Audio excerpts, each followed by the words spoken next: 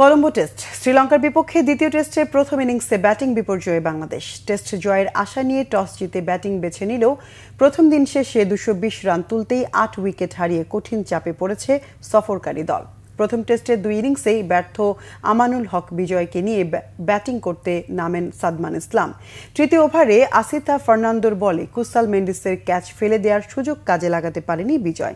আসিতার পরের ওভারে বোল্ড হয়ে ০ রানে ফেরেন টাইগার ওপেনার। দলের সংগ্রহ তখন ৫ রান। চ্যালেঞ্জ মোকাবেলায় মুমিনুল হকও ব্যর্থ হন। গল টেস্টের ২ ইনিংসে ২৯ ও ১৪ রান করা মুমিনুল ২১ করে Lankan off spinner Dhananjay D silver শিকার হন। স্কোর ৪৩ থেকে ৭১ নিয়ে লাঞ্চে যান ২ অপরাজিত ব্যাটসম্যান সাদমান ও অধিনায়ক নাজমুল হোসেন শান্ত। কিন্তু দ্বিতীয় সেশন শুরুর ৩ ওভারের মধ্যেই দুজনকে ফিরিয়ে ম্যাচের নিয়ন্ত্রণ ধরে রাখে স্বাগতিকরা। শান্তকে ৮ রানে, পেসার বিশ্ব ফার্নান্দো সাদমানকে ৪৬ রানে অফ স্পিনার থারিন্দুর রত্নায়ক আউট করেন। ৭৬ রানে ৪ উইকেট হারানো বাংলাদেশকে টেনে তোলার চেষ্টা করেন প্রথম টেস্টের সেঞ্চুরিয়ান মুশফিকুর রহিম ও লিটন দাস। কিন্তু লিটন ৩৪, মুশফিক ৩৫ রানে ফিরে গেলে বড় ধাক্কা খায় সফরকারী দল।